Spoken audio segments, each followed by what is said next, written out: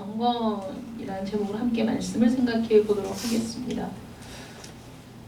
역사를 잊은 민족에게 미래는 없다라는 말이 익숙한 말이지만은 정확하게 누가 이 말을 사용했는지는 모른다고 합니다. 그래서 신채호라는 분이 이 말을 처음으로 썼다 이런 말도 있지만 기록에는 나와 있지 않고, 또 윈스턴 처칠이 그런 비슷한 말을 했다는 그 말들이 있지만 어떤 문서에도 남아있지 않다고 합니다. 그런데 그 축구 경기할 때 이 표현을 이렇게 플래카드로 써서 각자 들고 있는 모습은 본 적이 있습니다. 역사를 잊은 민족에게 미래는 없다. 이 말은 사실 굉장히 성경적인 말입니다. 스테반이 지금 하고 있는 이 긴 설교에서 얘기하고 있는 게, 너희는 역사를 알고 있다고 생각하지만 사실은 역사를 잘 모르고 있는 것이고, 역사를 모른다는 것은 너희에게 미래가 없다는 것이다. 올바른 역사를 인지할 때 오늘이 있고 내일이 있는 것이다. 이렇게 얘기하고 있는 겁니다. 그래서 모세와 율법, 그리고 오늘 읽은 본문 말씀에서 성전을 통해서 어떻게 잘못 알고 있는지, 어떻게 역사를 적용해야 하는지에 대해서 이야기하고 있습니다.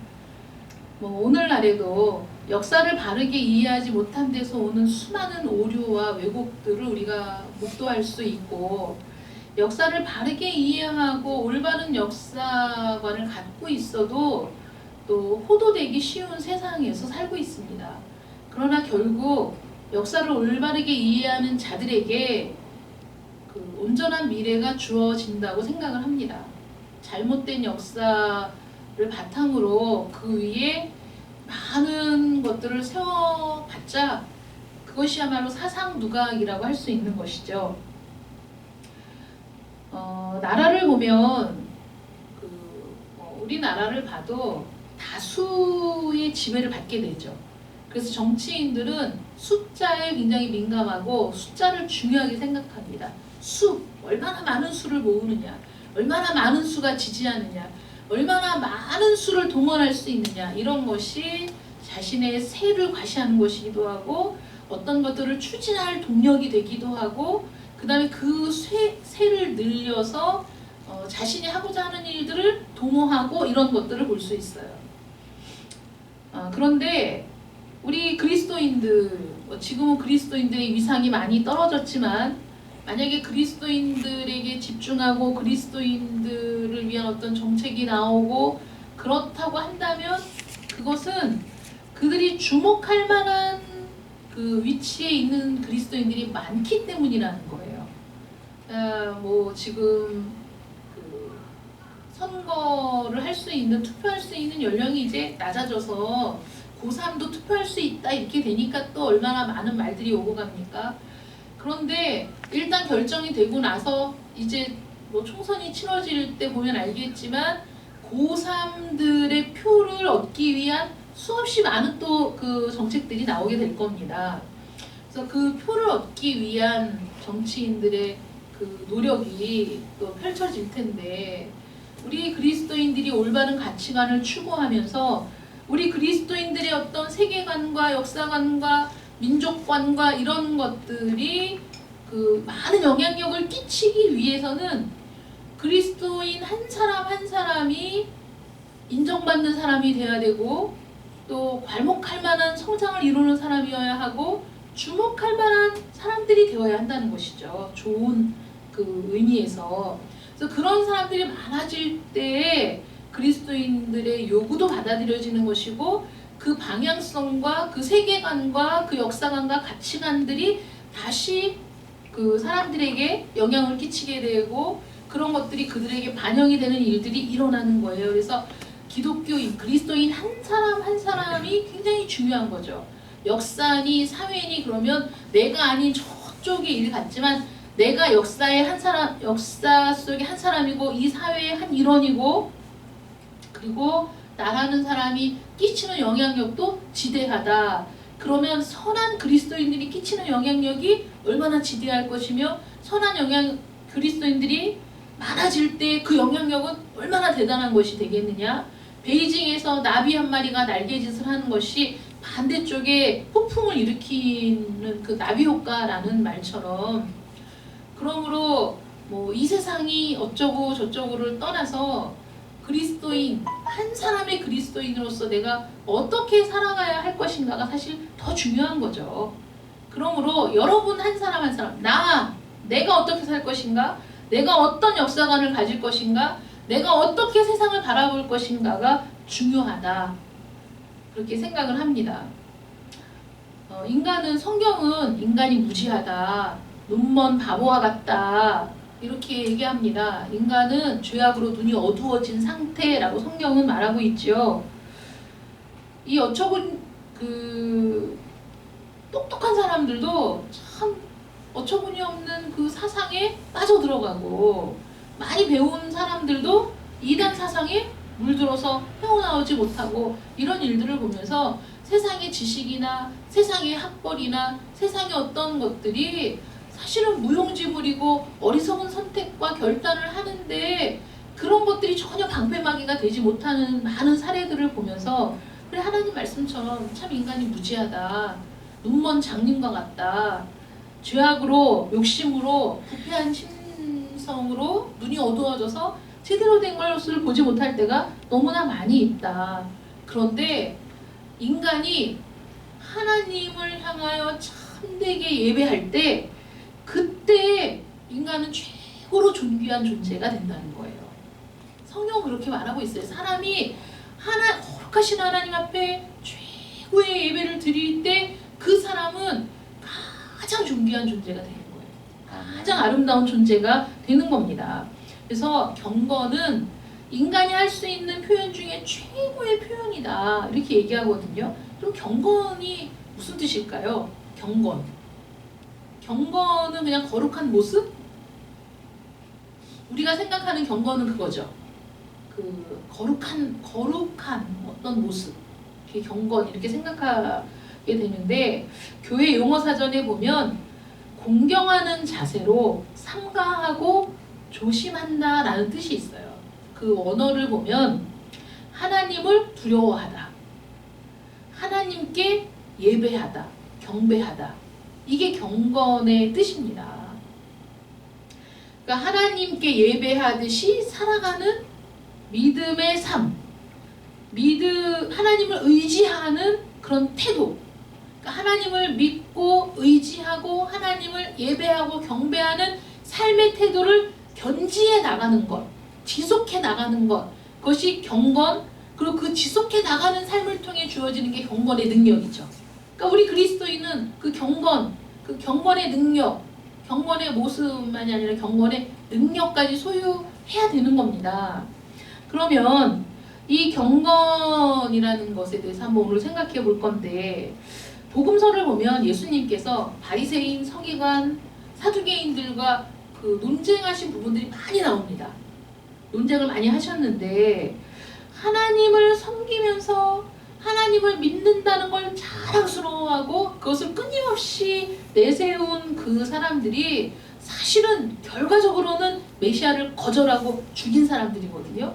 하나님을 안다고 하는데도 그 지식으로 메시아를 영접하지 못했던 사람들이 바로 이 바리새인과 서기관과 사두개인들입니다. 그래서 이 사람들의 모습을 보면서 거짓된 경건, 외부에서 볼 때는 얼마나 대단한 사람들이에요. 말씀대로 살고 율법을 지키며 살고 언제나 백성의 지도자로서 그 권위 있는 모습을 가진 사람들이죠. 이들이 종교 지도자들입니다. 바리새인, 서기관, 사두개인 또는 제사장의 무리들은 다 그런 사람들인데, 그러나 뭐 우리가 알다시피 이들은 예수님을 배척한 사람들이거든요. 그럼 이들이 갖고 있던 경건의 모습, 이들이 갖고 있던 그 거룩한 모습, 백성의 지도자로서 백성들을 가르쳤던 그들의 삶에 어떤 그 모순이 있나를 우리가 살펴보면 거짓된 경건이었다라고 볼 수 있다는 거예요. 그래서 거짓 경건의 특징이 뭐냐? 이건 기독교 신앙의 가장 큰 원수인데, 거짓 경건의 특징은 첫 번째로 위선입니다.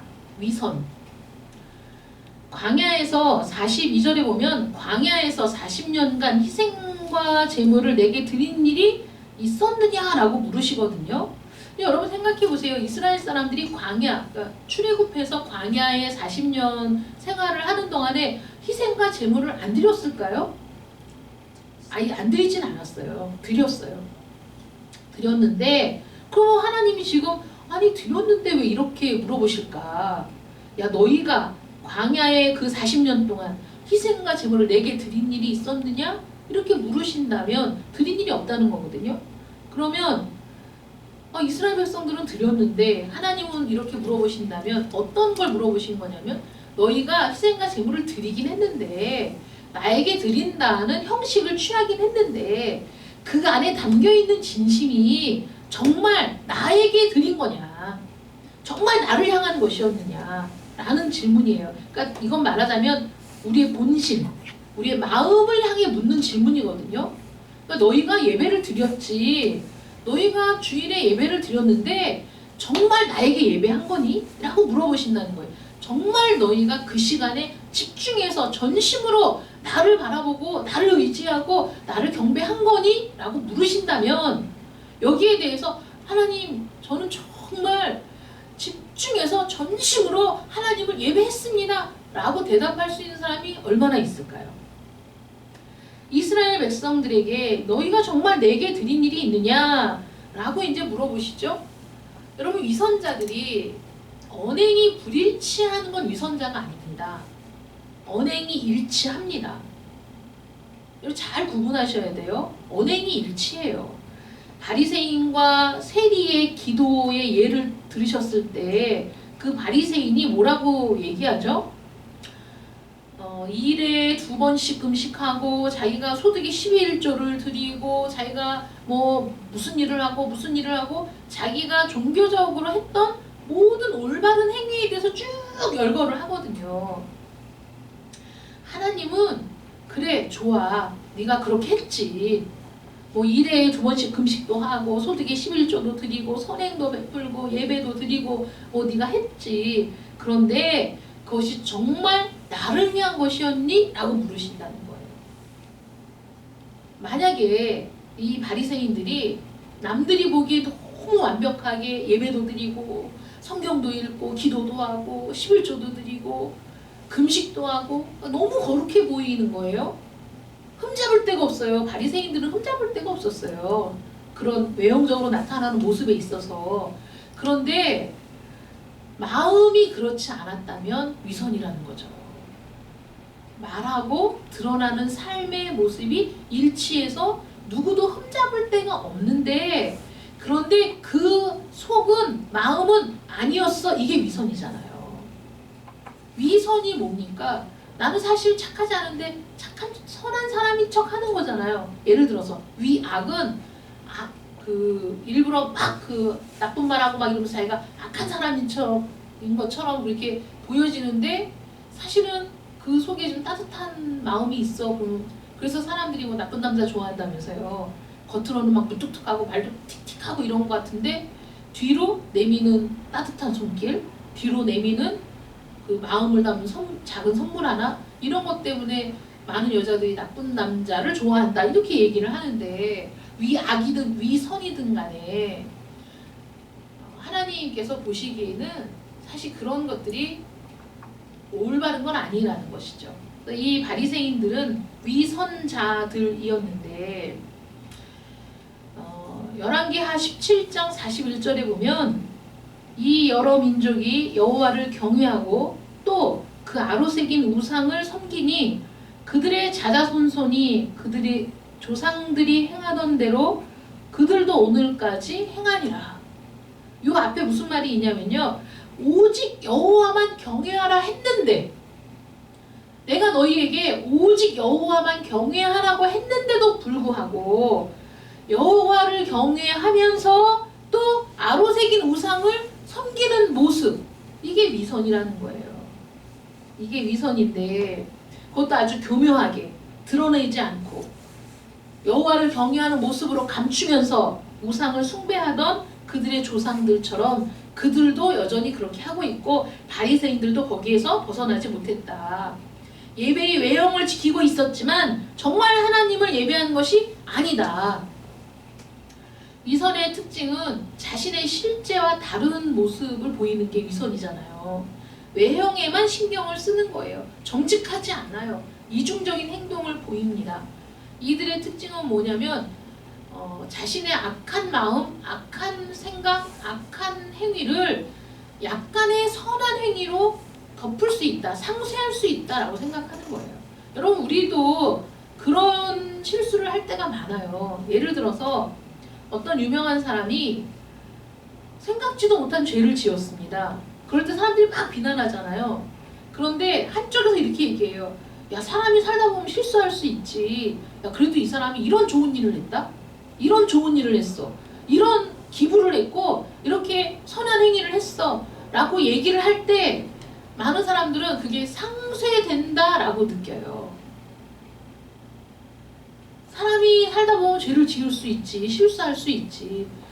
그 사람이 이런 부분은 실수하긴 했는데 그래도 그 사람의 삶을 들여다보니까 좋은 일도 많이 했더라. 이렇게 얘기하면 좋은 일을 했다는 것이 그 사람이 악한 일을 하는 것을 상쇄시켜서 중화시켜서 그래서 그렇게 나쁜 사람처럼 보이지 않게 하는 이런 게 여러분 느끼지 않습니까? 그런 일들이 있잖아요. 물타기 하는 거죠. 많은 위선자들이 그렇게 물타기를 하는 거예요. 자신의 본심을 감추고 그러다가 본심이 드러났을 때 그 외에 보여진 수많은 좋은 모습들이 그걸 상쇄시키고 희석시켜서 어쩌다 실수한 거야. 그런데 사실 이 사람은 좋은 사람이야. 많은 위선자들이 이런 생각을 하는 거예요. 그런데 하나님께서는 하나님을 만홀히 여기지 말라 이렇게 엄중하게 책망하시죠. 그거는 하나님을 몰라서 하는 말이에요. 그래서 이스라엘 사람들이 하나님을 섬겼다니까요. 하나님께 절기를 지키고 제사를 드렸어요. 그런데 하나님을 섬기면서 한편으로 우상을 섬긴 거죠. 있을 수 없는 일을 하면서도 우리가 하나님을 섬기지 않은 게 아니다 이렇게 얘기한 거예요. 우리가 언제 예물을 드리지 않았냐, 우리가 언제 희생제사를 드리지 않았냐 이렇게 얘기했어요. 말라기서에도 보면 우리가 언제 하지 않았느냐 이거죠. 우리 주님이 그것과 비슷한 얘기를 하잖아요. 내가 헐벗을 때 나를 돌봐주었고 내가 감옥에 갇혔을 때 찾아와 주었고 막 이렇게 얘기할 때 그 반대편에 있는 애들이 아니 우리가 언제 그렇게 안 했느냐. 여러분, 이 땅에 수없이 많은 위선자들이 그렇게 얘기하는 거예요. 우리가 언제 안 했느냐, 하지 않았느냐. 여러분, 제가 선물을 받아보잖아요. 그러면 크고 작고의 문제가 아니라 어떤 선물은 감동을 주는 선물이 있어요. 기쁨이 되고 감동이 되는 선물. 작은 선물이어도 그 사람의 진심이 느껴질 때는 감동스러운 선물이에요. 그런데 왜 그런 거 있잖아요. 그때를 모면하기 위한 선물 또는 안 할 수 없어서 거칠에만 하는 선물. 여러분, 그런 게 느껴진다는 게 너무 신기하죠. 그런 게 막 느껴져요. 그러면 그 선물이 큰 선물이든 고가의 선물이든 상관없이 불쾌한 거예요. 그런 거는. 이게 물건을 건넬 뿐이지만 그 물건과 함께 전달되어 온 그 사람의 마음이 느껴질 때 어떤 선물은 불쾌하기 그지없고 어떤 선물은 감격스럽기 그지없는 그런 경험들을 여러분들도 하셨을 거예요. 그러니 진심이 담겨있지 않은 것들을 하나님께서는 얼마나 괴로워하실까요? 그러니까는 토하여 내치는 거고 아주 불쾌하기 그지없어서 속이 다 뒤집어지는 그런 사람이 누구냐? 위선자인 거예요. 하나님을 위하는 척하면서 최대한의 하나님께 맞춰서 하는 척하면서 그러나 마음은 우상에게 가 있고 열정은 우상에게 가 있어서 예배를 하나님께 드렸다고 하지만 체면치레에 불과한 거고 우상을 향해 달려가는 걸음은 너무 빨라. 거기에다가는 열정을 다해. 이런 모습을 하나님이 이스라엘의 역사 속에서 끊임없이 지적하신 것이 그들의 그 외식하는 마음, 위선적인 모습이었다는 거죠. 40년간 희생 제물을 드렸지만 그것은 하나님을 속일 수 있다고 생각하는 체면치레에 불과했던 것이다. 그런데도 그들이 자신들의 조상들이 그런 죄를 지어서 하나님이 얼마나 분노하시고 하나님이 얼마나 책망하시고 하나님께서 선지자를 보내시며 그들의 죄악을 드러내셨다는 것을 이들이 인정하지 않고 그들이 그 역사를 외면하고 있는 거죠. 그래서 단지 그들이 붙잡고 있는 껍데기는 뭐냐면 우리는 하나님의 백성이다. 하나님이 우리에게 율법을 주셨다. 하나님이 우리를 선택하셨다. 우리는 선택받은 민족이다. 오직 이거 하나 붙잡고 있는 거죠. 거기에 합당한 주의 백성으로 살지는 못하면서 외형적인 껍데기만 붙들고 있는 거예요. 마태복음 23장 25절에 주님이 이렇게 말씀하셨어요. 화 있을진저 외식하는 서기관들과 바리새인들이여 잔과 대접의 겉은 깨끗이 하되 그 안에는 탐욕과 방탕으로 가득하게 하는도다. 아이 잔의 겉만 깨끗하게 하면 뭐해? 반짝반짝 빛나면 뭐해? 아니 탐욕으로 거짓으로 가득 차서 부패해서 써먹을 수가 없는데 이게 바리새인들을 향한 예수님의 질책이었습니다. 그리고 또 하나는 거짓 경건의 특징 또 하나는 제도 중심주의에 열광하는 거예요. 그들이 정말 예배한 건 성전이었어요. 성전이 우상화되었어요. 성전을 우상화. 우리에게 성전이 있는 한 우리에게 멸망은 없다. 이런 잘못된 믿음을 갖고 있었어요. 그래서 성전이 그들에게 보물이에요. 성전이 그들의 자랑이었고 예루살렘에 그 성전이 있다는 사실이 이들이 기고만장할 이유였던 거예요. 그 성전이. 그래서 헤롯이 성전을 지어준 이유가 뭡니까? 성전만 아름답게 지어주면 유대인들의 마음을 살 수 있다라고 유대인들을 보고 파악한 거죠. 내가 어떻게 이들을 휘어잡고 내가 어떻게 여기에서 그 나의 어떤 업적을 쌓을 수 있을까? 무리 없이 부딪힘 없이 하고 유대인들을 잘 관찰했더니 아 성전을 새롭게 지어주면 이들의 환심을 살 수 있겠구나. 네. 그 무너진 성전을 재건해서 아름답게 건축해 주는 것이 유대인들의 환심을 사는 가장 큰 가장 우선적인 일이었듯이 이 성전은 이스라엘 사람들에게 우상과 같이 된 거예요. 예수님께서 예수님을 왜 배척하고 예수님을 왜 죽였는지 아세요? 예수님이 하시는 말씀이 뭐였죠? 야, 저 성전을 헐어버려. 내가 사흘 만에 짓는다.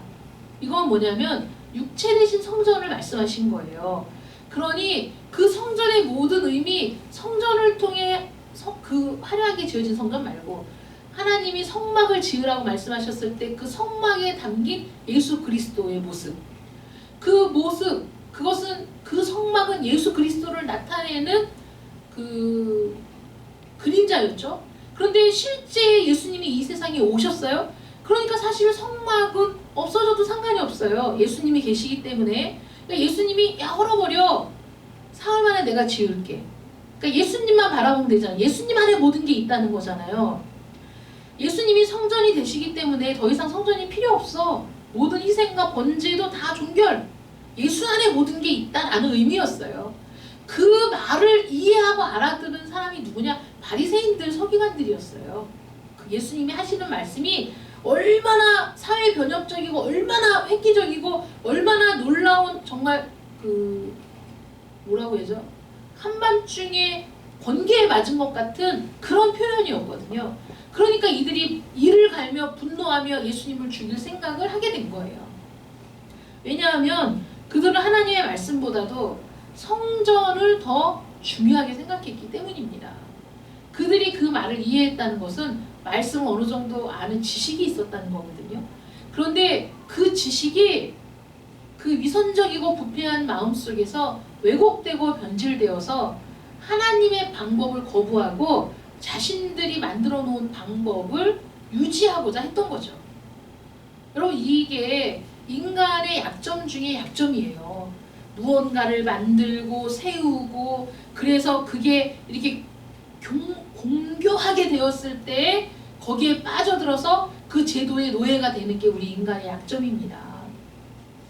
그래서 한번 세운 건 무너뜨리기가 너무 힘들어요. 반발이 심합니다.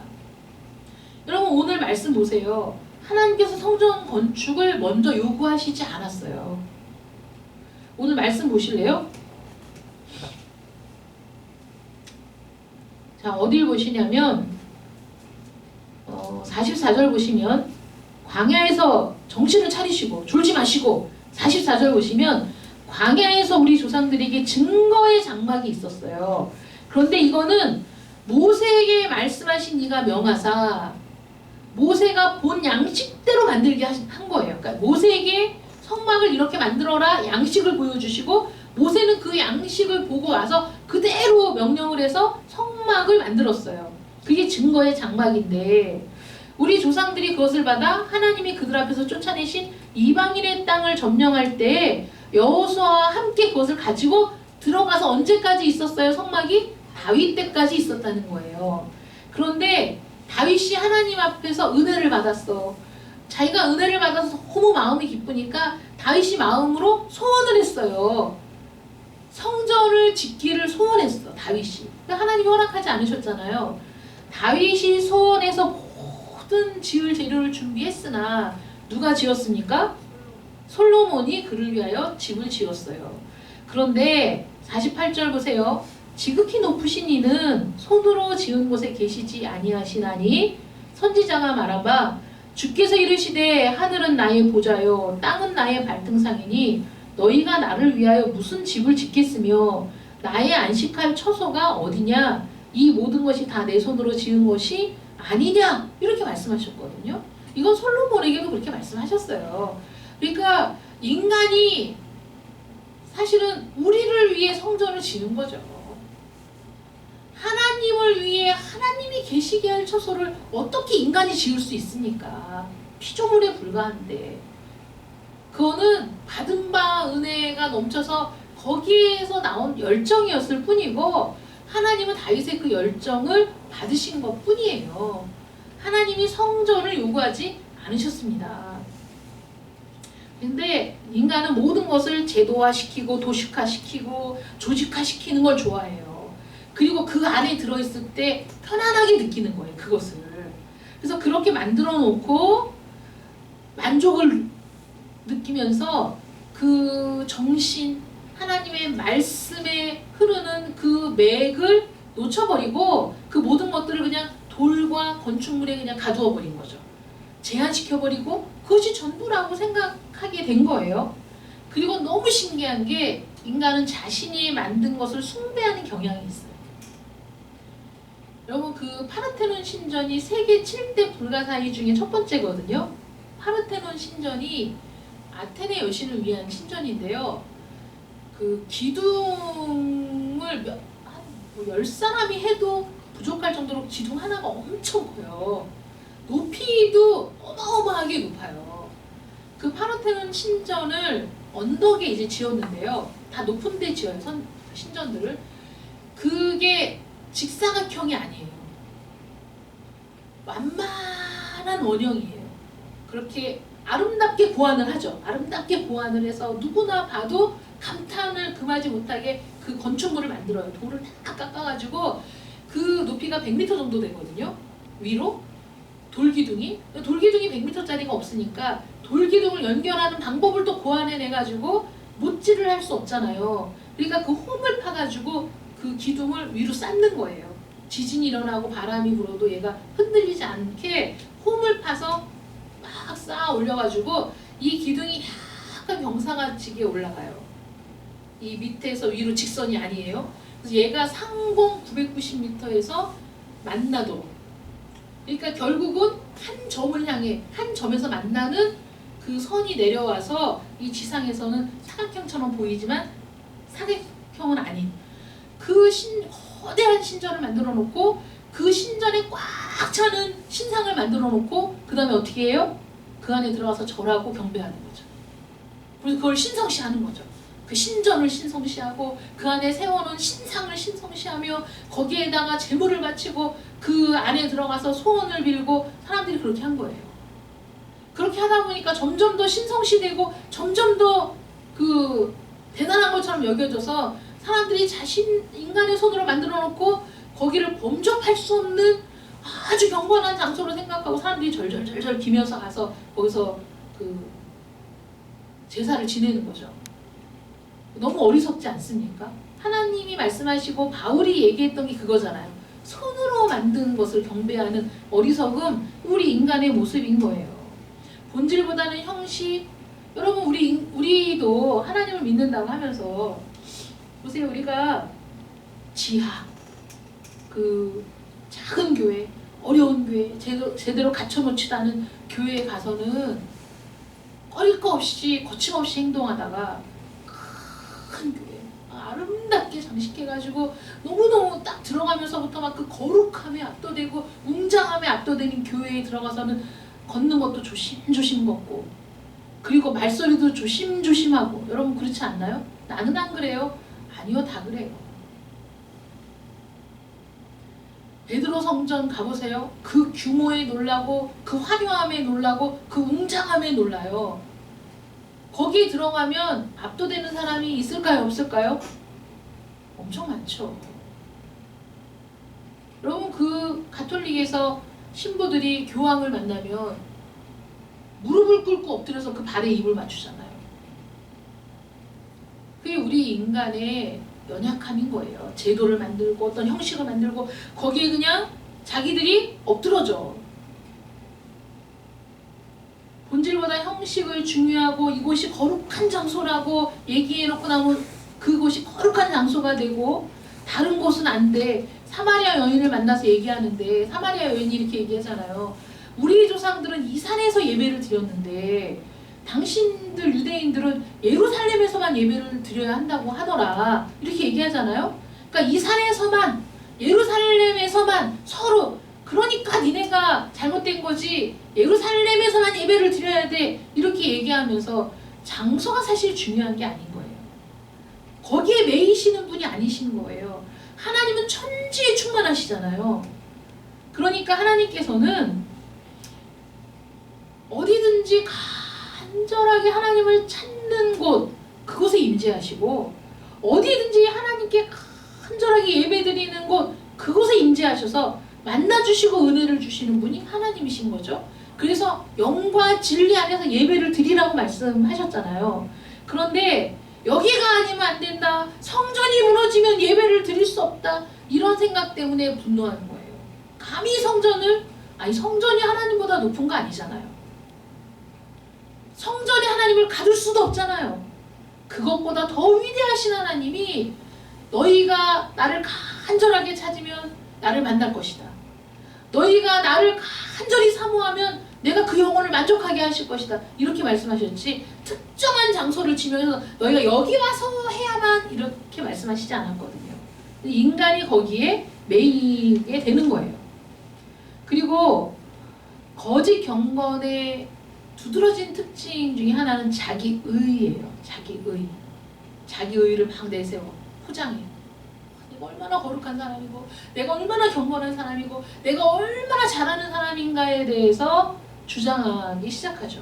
바울이 자신이 회심하기 전의 모습을 이렇게 얘기해요. 내가 8일 만에 할례를 받고 이스라엘 족속이고 베냐민 지파이고 왕족이라는 거죠. 히브리인 중에 히브리인이고 율법으로는 바리새인이다. 바리새인들이 이런 자랑을 하고 있었어요. 내가 누군지 알아? 난 이런 사람이야. 내가 누군지 알아? 난 너희들과 비교가 안 되는 사람이야. 내가 얼마나 하나님을 향한 열심히 있는 사람인데, 라는 것으로 자기의 의의를 드러내며 그 자기의 의의가 믿음과 똑같다고 생각하는 거예요. 착각하는 거죠. 이런 것들을 하나님을 믿는다고 생각하면서도 이런 것들을 의지하는 것, 이런 것들을 내세우고 자랑하는 것, 이게 자기의입니다. 그래서 열심을 내는 사람들 중에 참된 열심, 그 마음 중심에 하나님이, 야, 그거 정말 나를 위한 열심이니? 우리가 어떤 일에 막 목숨을 걸고 하는데 본인은 사명 감당하는 거다 막 이렇게 얘기하고 그걸 막 드러내고 자랑하는데, 하나님은 오늘도 우리에게 그렇게 물으시는 거예요. 야, 너 그거 정말 나를 위해서 이렇게 죽도록 힘쓰는 거니? 여러분 어떻게 대답하시겠어요? 제가요 어저께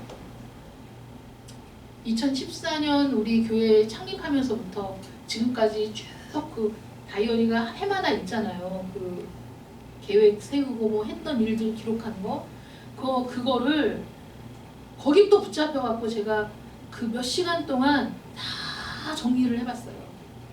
뭐 우리 정민이하고 성경 공부하고 1대1하고 뭐 그 제가 이렇게 보니까 야 정말 그 쉴 새 없이 일했구나 이런 생각이 드는 거예요. 매일 일이 있는 거예요. 뭐 이주연 집사가 지금은 안 오지만 이주연 집사하고 성경 공부 만남 이게 이제 다 지나가서 생각을 안 하고 있다가 정리하다 보니까 우리 성윤이하고 성경 공부하고 정민이하고 하고 이주연 집사하고도 하고 이현주 씨하고도 또 한동안 하고 이진경 집사하고도 하고 그 사이사이 그 총회일 노회일 사이사이에 그 일정들을 잡아서 일을 했던 그것들을 쭉 정리를 하면서 첫 번째는 야 진짜 열심히 일했네 쉴 틈 없이 일했네 이런 생각이 들었고 또 하나는 정말 내가 최선을 다했는가 이런 생각을 하고 그 다음에는 어떤 열매가 있는가 지금 그렇게 열심히 일을 한 게 어떤 열매 어떤 결실을 맺었는가 그리고 정말 하나님 앞에 부끄럽지 않은 시간들이었는가 이런 생각을 하게 됐어요. 거짓된 경건이 있다면 참된 경건도 있을 텐데 우리 참된 경건에 대해서 다음 주에 말씀을 나누기로 하고 오늘 이 거짓된 경건에 대해서 책망하는 스데반의 이 말을 우리가 마음속에 새기면서 이번 한 주간 동안 여러분 생각해 보세요. 하나님께서 야 너희가 40년간 나에게 희생과 제물을 드린 일이 있었느냐? 라는 질문이 과연 광야에서 살던 이스라엘 사람들에게만 하는 질문인가? 아니면 우리가 개척하고 만 5년이 지난 오늘 이 오직 예수교회 성도로서 나에게 하나님께서 너 정말 그동안 나를 위해 헌신한 거 맞니? 너 정말 나를 사랑한 거 맞니? 너 정말 그 모든 예배가 나를 향하여 집중된 거 맞니? 라고 물으신다면 나는 뭐라고 대답할 수 있을까? 하나님 저요 열심히 나갔어요. 하나님 저요 이것도 하고요 저것도 하고요 성경 공부도 하고요 이것 뭐 이렇게 하고요 이렇게 했어요 라고 내가 내세울 것이 없더라고요. 하나님의 은혜가 아니면 할 수도 없는 일이고 하나님의 인도하심이 아니면 나는 한순간도 그런 일들에 내 시간과 노력을 바칠 수 있는 사람이 못 된다는 걸 다시 한번 깨닫게 되었고 그렇다면 내가 일을 하는 것도 하나님의 은혜고 내가 이렇게 여기까지 오게 된 것도 하나님의 은혜라면 나를 드러내고 자랑할 수 있는 건 사실 아무것도 없고 오직 나는 하나님의 은혜에 감복하고 거기에 굴복할 수밖에 없는 거거든요. 그런데 만약에 내가 야 여러분 내가 이렇게 일을 했습니다. 이런 일을 하고 이런 일을 하고 야 정말 대단하지 않습니까? 이렇게 얘기한다면 저는 자기 의의를 드러내고 그것으로 나의 믿음 없음을 벌충하는 그런 그 위선자에 불과하겠죠. 거짓 경건에 익숙한 사람이 되고 말겠죠. 여전히 부족함이 많습니다마는 이 질문이 나와 상관이 없다고 생각한다면 오늘 우리는 말씀을 들은 아무런 효력이 없는 겁니다. 내 자신에게 이 질문을 해야 돼요. 하나님, 제가 예배를 드리고 하나님 앞에 나오는 이 모든 모습들이 정말 하나님 앞에 드려지는 시간들이었을까요? 정말 하나님이 기뻐하시는 모습이었을까요? 내가 정말 전심으로 하나님을 찾고 하나님의 은혜를 구하며 하나님께 굴복한 시간들이었을까요? 아니면 그저 습관적인 성도의 모습을 유지하는 것 뿐이었을까요? 하나님, 지난 시간들 속에서 제가 정말 하나님께 희생과 제물을 드린 예배자였을까요? 아니면 그런 척하는 사람이었을까요? 이런 가혹할 것 같은 질문 앞에서 여러분들의 모습을 다시 한번 생각해 보시고 이런 질문은 더 나은 미래를 향한 출발이 된다는 것을 기억하시기 바랍니다. 거짓된 경건의 모습이 무엇인지를 알아야 참된 경건의 모습을 발견하고 그 길로 나갈 수 있는 겁니다. 그래서 우리의 지나간 삶을 돌아보고 올 한 해 동안에 우리가 어떤 방향으로 나아가야 할 것인가를 다시 한번 점검하는 여러분들 되시기를 축원합니다. 아멘. 기도하겠습니다. 사랑의 하나님 감사합니다. 스데반이 끊임없이 얘기해왔던 그 모든 것들, 이 모든 말씀들을 바리새인, 서기관, 제사장, 이 산헤드린 공의원들은 다 알아들었습니다. 그러나 알아들었기 때문에 분노했고, 알아들었기 때문에 스데반을 용서할 수 없었고, 그 분노 때문에 스데반을 결국은 죽게 한 겁니다. 하나님, 오늘 우리들도 우리의 잘못을, 우리의 연약함을 누군가가 지적한다면 우리도 이렇게 분노하고 화내고 그 연약함을 생각해 보는 것이 아니라 그 분노에 휩싸일 때가 참으로 많습니다. 오늘 우리에게 주시는 이 질문, 너희가 정말 그동안 나에게 희생과 제물을 드린 일이 있었느냐고 물으신다면 우리는 어떻게 대답할 수 있겠습니까? 하나님, 나의 삶이 정직했습니다. 나의 삶은 보시는 그대로입니다. 내가 행한 모든 행위가 마음이 담겨 있는 것입니다. 거짓이 없었습니다. 라고 자신 있게 말할 수 있는지, 하나님의 질문에 우리는 거리낌 없이 하나님 맞습니다. 저는 참된 예배자였습니다. 하나님 맞습니다. 저는 참되게 하나님을 추구하며 하나님의 은혜를 구하며 기도했습니다. 라고 대답할 수 있는지, 하나님, 이 한 주간 우리가 이 말씀을 기억하면서 하나님의 질문에 대답할 수 있는 시간들 되게 해 주시옵시고, 우리의 부족과 연약함을 깨닫고 하나님 앞에 다시 무릎을 꿇는 시간이 되기를 간절히 원합니다. 아멘. 하나님, 우리를 도우시옵소서. 성령으로 우리를 인도하옵소서. 하나님의 말씀이 우리 신비에 새겨질 수 있도록 은혜 베풀어 주시옵소서. 아멘. 예수님의 이름으로 기도드립니다. 아멘.